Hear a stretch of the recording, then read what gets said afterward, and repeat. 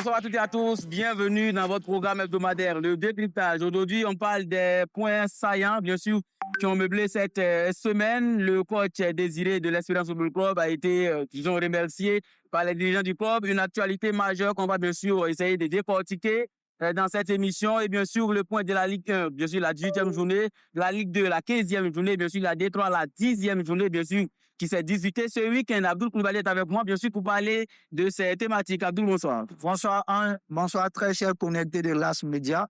Nous sommes une fois de plus là pour parler d'actualité sportive, en l'occurrence du football.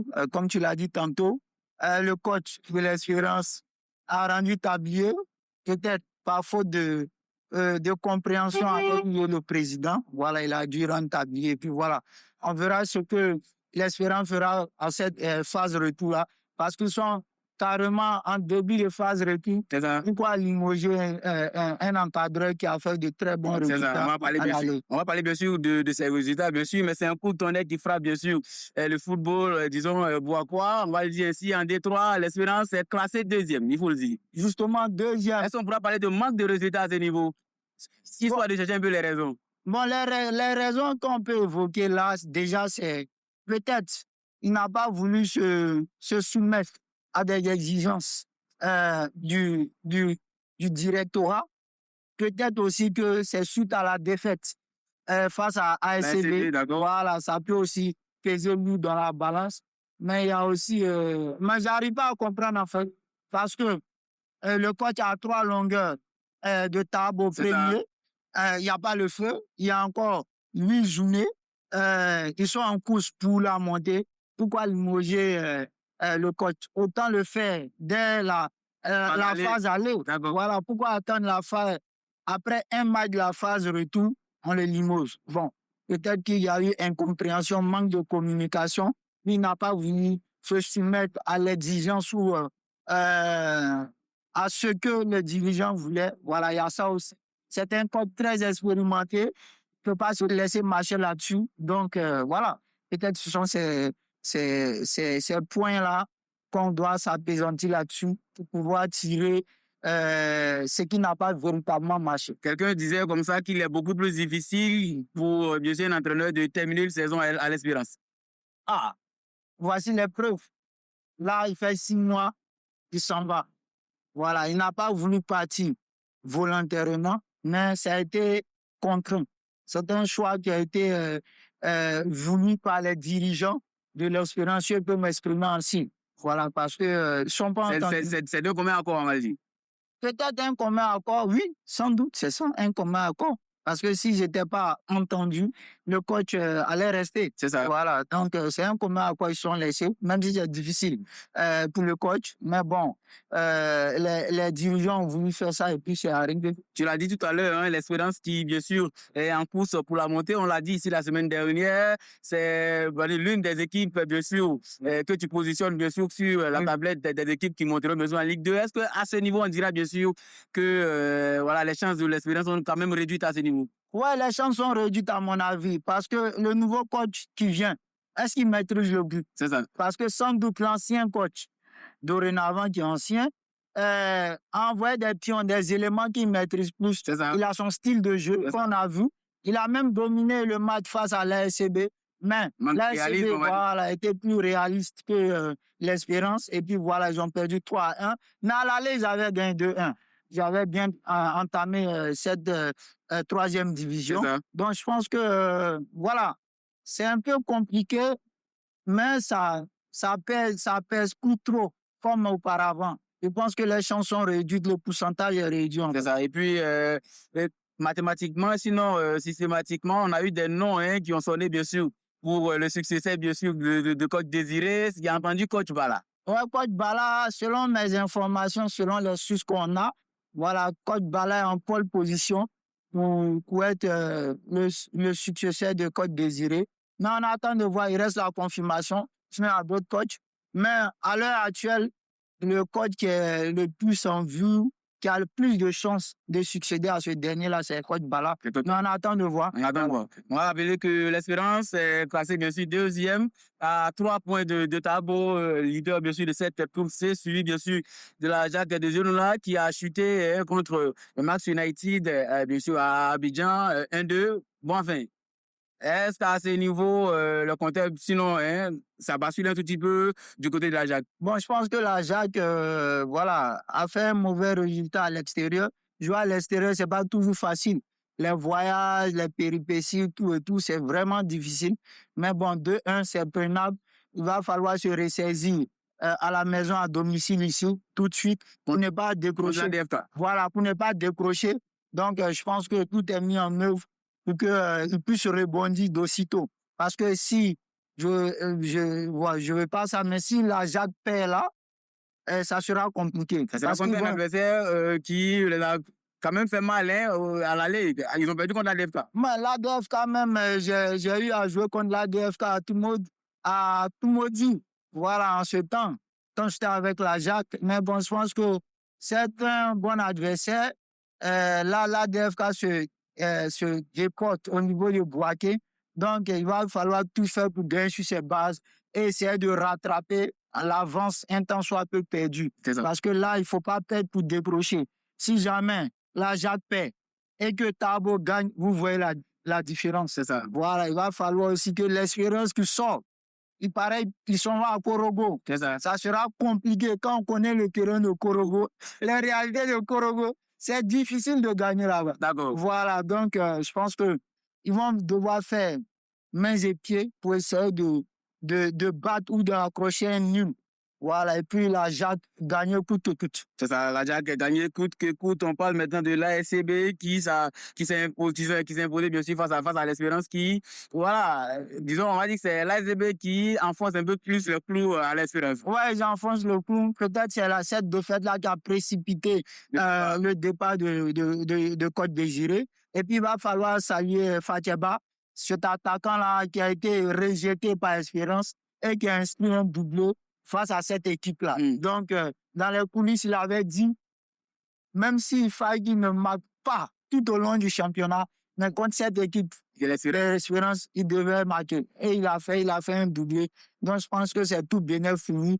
Il va revenir, il va regagner en confiance et il va aller en force. Donc, l'ASCB est bien parti, se reprend et est dans la course pour la montée. C'est ça, 14 points. Voilà, après le match, on a interrogé le président Keïta.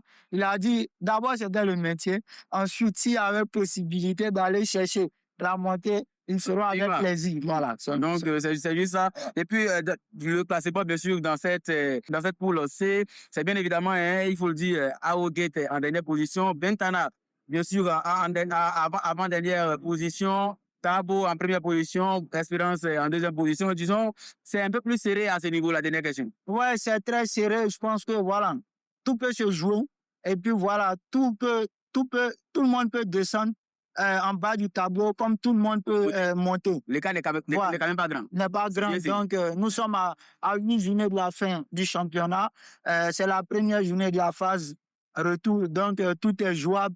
C'est autour de la 5e, 4e, 6e journée que tout va se dessiner et tout le monde va rentrer dans son réseau. C'est ça, tout le monde va rentrer dans son réseau, bien sûr dans la poule D, où bien sûr loger des équipes comme l'AS Liane, Solidarité FC, ZT, Suga, Sigui Lolo, bien sûr, qui fait une bonne campagne, il faut le dire.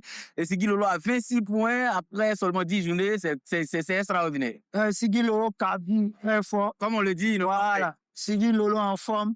Là, ils sont proches de la montée même. Je pense que tout est presque prêt. Tout est fin prêt pour qu'ils puissent atteindre cette montée-là au cours de cette saison 2025-2026. Donc, ils ont tout bien entre les mains. Et puis, je pense que, voilà, tout est mis en œuvre pour qu'ils puissent monter. Les dirigeants sont responsables. Ils mettent tout en œuvre pour que les joueurs soient à l'aise et ça se ressent sur le terrain. Ça se ressent bien sur le terrain. 26 points et le dernier de cette poule, bien sûr, Suga de Buyo a bien sûr 4 coups.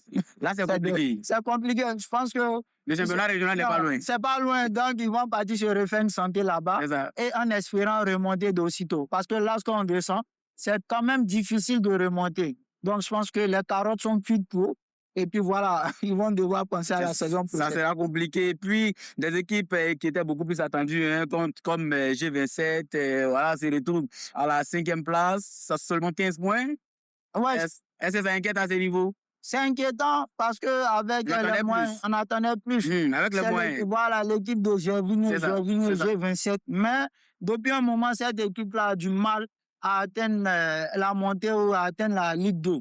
Voilà, donc les moyens sont mis. Je ne sais pas qu'est-ce qui bloque en fait. Il avait même rencontré des soucis avec son club parce qu'il y avait quelqu'un qui voulait s'approprier de son club. Je ne sais pas si ça a été résolu, tout et tout. Mais je pense que il est temps que G27 atteigne au moins la Ligue 2. Ouais. Voilà, tel que Max United ambitionne de nous. C'est ça. Ouais. Et puis, dans la poule A, bien sûr, où est logé, bien sûr, des équipes comme Ivoire Academy, Nafana FC, c'est bien sûr les Séraphins qui sont toujours en tête avec 18 points. Ouais, les Séraphins, c'est un club voilà, qui a tant été en D3. Il est temps pour eux de monter maintenant. Voilà. Ce nom-là a vraiment marqué le championnat de D3. Ouais, maintenant, il faut aller se faire en Ligue 2. En Ligue 2, mais il faut les moyens aussi. C'est ça. Est-ce que les moyens sont mis en œuvre? Les athlètes sont dans de bonnes dispositions. S'ils sont en premier, ce n'est pas du fait du hasard. On a vu au niveau de l'Académie de Sangon, Ivoire Academy, voilà, qui sont aussi toujours dans cette affaire de 2-3 là. Pourtant, ils ont les moyens. Mais je pense que peut-être c'est une stratégie, on ne sait pas. Voilà, c'est un peu ça. Et puis, faut le dire, c'est beaucoup plus compliqué dans cette poule-là, dans cette poule A. C'est la fin. 18 points, Sangon FC, 18 points, Nafana FC, 18 points. Là, on voit, il y a carrément, c'est serré, voilà, carrément des exécutifs premiers. Voilà, Sangon, qui est en Ligue 2, qui est descendu en 2-3, va essayer tout de suite de monter. Voilà, les Séraphins aussi sont en train de tout mettre en œuvre pour atteindre la Ligue 2. Mais je pense que ça va se jouer dans cette dernière ligne droite. Et puis voilà, il faudra compter sur Sangon FC pour nous. C'est ça, dans la poule B, la dernière poule, bien sûr, concernant bien sûr cette histoire de la D3, c'est JCAT qui est en tête avec 22 points. Voilà, JCAT, Jeunesse Club de 13 jours, qui a diminué à temps manqué. Voilà, dans les ligues du football ivoirien en Ligue 2, je pense qu'ils étaient en première division avant de descendre tout et tout. Je pense qu'il y a bonne mémoire. Voilà, il est temps de remonter aussi. Voilà, peut-être cette saison sera la leur. Essayer de remonter, attendre la ligue professionnelle et toucher ce pactole-là qui va leur permettre de vivre un temps soit peu. C'est ça. Et puis, il faut le dire, quelqu'un disait comme ça que pour monter, il faut descendre. Mais il y a quelque chose qui est un peu plus compliqué. Donc, quand tu descends, c'est pas du tout facile de remonter. C'est très compliqué en matière de football, en matière du championnat ivoirien. C'est très compliqué de remonter. Voilà, il faut être carrément prêt financièrement. Il faut être prêt physiquement, moralement, tout. Donc, je pense que après tant d'années dans le championnat amateur, peut-être il est temps pour la JCAT de remonter dans l'élite, dans la ligue professionnelle. C'est ça. Donc, ils sont en train de tout mettre en œuvre, comme je le dis. Et puis voilà, on verra à la fin du championnat s'ils pourront atteindre la Ligue 2. On verra à la fin du championnat s'ils pourront bien sûr atteindre la Ligue 2, on quitte la D3 maintenant pour la Ligue 2, où bien sûr des équipes comme l'Africa Sport d'Abidjan ont quand même séjourné depuis plus de 5 ans, on va le dire ainsi. C'est un peu plus compliqué. Coach Toto Nobilé également a été remercié. On annonce bien sûr l'arrivée de coach Guamele Maxime, ancien de Isca. Un bon coup pour les Olio. Bon, je pense qu'il était temps. On attendait des résultats. Voilà. Vous savez, toujours, ce sont les entraîneurs qui prennent les pots cassés. Même si ça ne fonctionne pas au niveau de l'administration, on rejette tout sur l'entraîneur. Donc, partant de ce fait, voilà, il a été limogé. L'entraîneur italien, il a fait ce qu'il pouvait.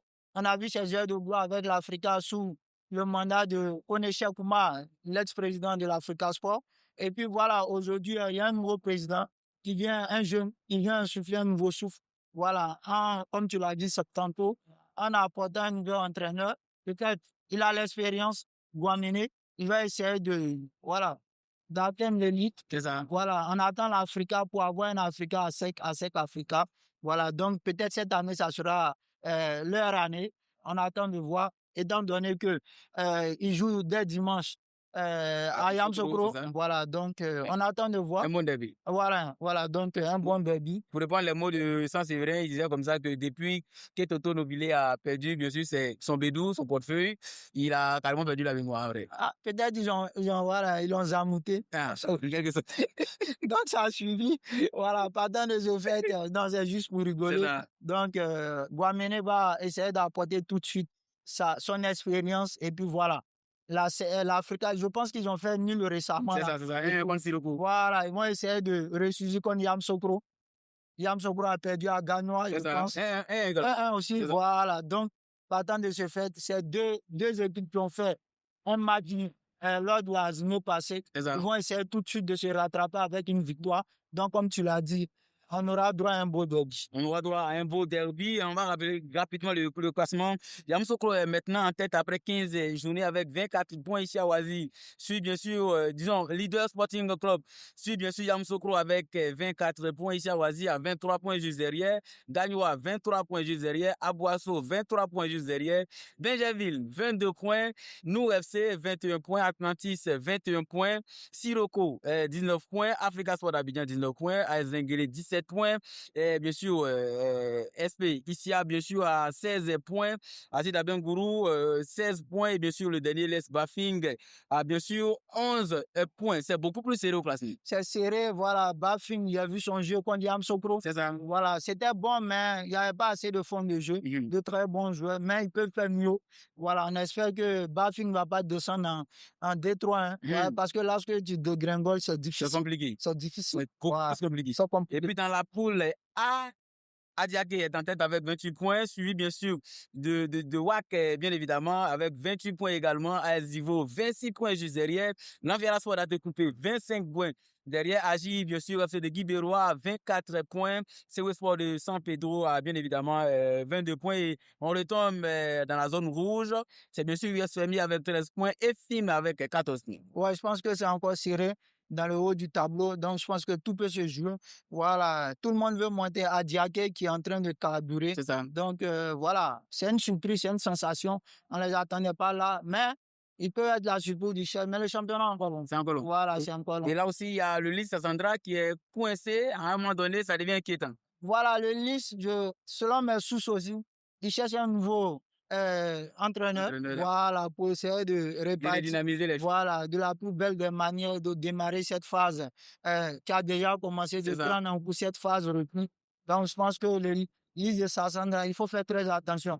Sinon, c'est la D3. La D3, ça peut amener en DH. Ça deviendra forcément un éternel recommencement. Ça sera compliqué. Donc, je pense que je ne vais pas parler pour ne pas avoir de problème avec la fédération. Mais depuis ce climat-là, lui, ça ne va pas. C'est ça. Depuis ce climat. Voilà, ce climat, je n'ai rien dit. Ce climat, en tout cas, ça ne va pas. Ça ne va pas. Voilà. Et puis, on retombe en Ligue 1 de Côte d'Ivoire où Aboville essaie quand même de rectifier les tirs. Ils ont battu Sol FC 3-1. C'est la deuxième victoire, il veut dire. Ouais, je pense bien. Je ne sais pas de tout, je pense. Ou une victoire et un nul, un truc comme ça. Bon, je pense. C'est ça qu'ils ont perdu contre la SOA. Je pense bien. Une victoire et un nul. En fait, je n'ai pas trop les résultats. C'est ça, ils ont une victoire et un nul contre Boaké FC et également cette victoire contre. Donc, c'est un regain de confiance. Voilà, un regain de confiance. Voilà, ils essayent d'aller tout. C'est pas sérieux. Quand vous voyez le classement. C'est ça. Aboville est bien sûr en dernière position avec 17 points. Racing Club d'Abidjan à 18 points juste en haut. Oui, Iska également à 20 points juste là et Boaké FC à 20 points juste là. Vous voyez, c'est pas serré. En 3 points, il rattrape. Voilà. Donc, c'est pas. En fait, le bas du tableau, les places sont à redistribuer. Voilà, de telle sorte que ils sont en train d'enchaîner des victoires. Je pense que cette deuxième phase-là, ça sera compliqué. Les gens vont rentrer dans les Ils se sont ressourcés. Ils se sont ressourcés, ils ont travaillé. Là, c'est en train de payer un peu. Je pense que la fin de saison s'annonce très, très palpitante. Chologo aussi qui confirme sa domination sur le Mouna FC, battu à l'aller, battu au retour également. Ouais, c'est clair. Chologo, une très belle victoire. Un coucou à Silla qui a mis cette somptueuse frappe. C'est ça. Voilà, du pied gauche, c'est un gaucher même. Ils l'ont repositionné dans l'axe du milieu. Donc, une belle frappe.